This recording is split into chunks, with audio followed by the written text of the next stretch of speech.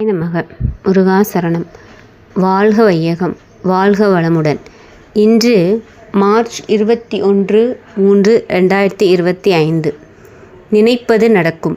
விழிப்பு நிலையிலே இருக்க பழகி கொண்டோமேயானால் மற்றவர்களுடைய எண்ண அலைகள் தீமை விளைவிப்பவனாக இருந்தாலும் உணர்ச்சிக்கு ஊக்கம் கொடுப்பவையாக இருந்தாலும் அவை நம்மை பாதிக்காது.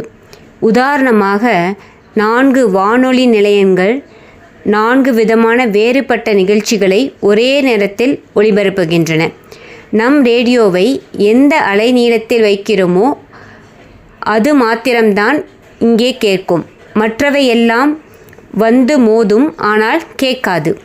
அதுபோலவே தேவையற்ற அலக்கழிப்பும் பாதிப்பும் இல்லாமல் விட்டு விலகி எந்த நிலையில் இருக்கிறோமோ அந்த நிலைக்கேற்ப நமக்கு என்ன தேவையோ அது கிடைக்கும்.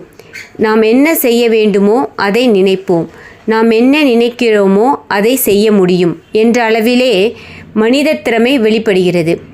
இந்த மனித திறமை அதிகரிக்க அதிகரிக்க என்ன ஆகும்? நாம் எங்கு போனாலும் நமக்காக மற்றவர் தாமதமாகவே அந்த அலையிலேயே கட்டுப்பட்டு நம் மதிப்பை உணர்ந்து புரிந்து கொள்ள அவர்களுக்கு எண்ணம் தோன்றும். எங்கே போனாலும் நமக்கு வெற்றியாகவே இருக்கும். அப்படி எங்கேயாவது வெற்றி இல்லாமல் தடை ஏற்பட்டாலும் அந்த தடையினால் நமக்கு கெடுதல் இல்லை.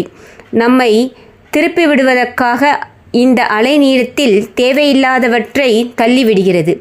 அதனால் அந்த வேலை நடக்கவில்லை என்று எண்ணி அமைதியடைந்தால் எந்த காலத்தில் எந்த சூழ்நிலையில் அந்த வேலை நடக்க வேண்டுமோ அது தானாகவே நடந்துவிடும்.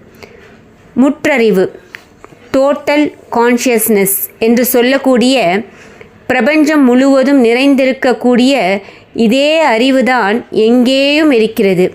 அது தொகுப்பறிவு, கலெக்டிவ் நாலேஜ். அதனால் அந்த இடத்திலிருந்து நாம் எண்ணிய எண்ணத்துக்குரிய காலமும் வேகமும் வரும்போது அது தானாகவே மலர்ந்து செயலாகிறது. வாழ்க வையகம், வாழ்க வளமுடன். தத்துவ ஞானி வேதாந்திர மகரிஷி. அறிவை அறிய ஆர்வம் எழுந்துவிட்டால் அது தன்னை அறிந்து முடிக்கும் வரையில் அமைதி பெறாது. அறிவின் குறைபாட்டினால் இயற்கை நியதி தெரிவதில்லை. செயல் விளைவு தத்துவம், காஸ் அண்ட் எஃபெக்ட் சிஸ்டம் புரிவதில்லை. தவறு செய்தால் இன்றோ நாளையோ அறிவுக்கோ உடலுக்கோ துன்பம் விளையும் என்பது தெரிவதில்லை. இத்தகைய அறியாமையால் தவறு செய்து பின் கவலைப்படுகிறோம். இயற்கையை எவ்வளவுக்கெவ்வளவு நாம் அறிந்து கொள்கிறோமோ அவ்வளவுக்குத்தான் நம் மனம் விரியும், திண்மையும் பெறும். மனதின் திண்மைக்கு ஏற்பவே செயல்திறம் அமையும்.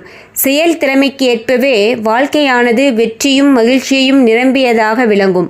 மனிதனின் துன்பமெல்லாம் அவனுடைய குறையெல்லாம் இயற்கையை அறியாமலும் அல்லது அறிந்தும் அதனை மதியாமலும் அவன் நடந்து கொள்வதாலேயே தோன்றுகின்றன. அகத்தத்துவ பேறு. அகத்தத்துவத்தால் ஆலயமாம் சிறந்த வழிபாடு. ஆராய்ச்சி அறிவுடையோர்க்கேற்ற உயிர்பேறு அகத்தத்துவத்தால் தன்னை அறிந்து பழிச்சுமைகள் போக்கி நெறியில் பிறளாது ஆற்றி வாழலாகும். அகத்தவமோ தன்னை அறிந்து ஞான ஆசானின்றி அறிந்திடவோ பழகிடவோ முயல்வது கூடாது. அகதவத்தை மெய்விளக்க மன்றங்கள் மூலம் அறிந்து கொள்ளுதல் பயின்று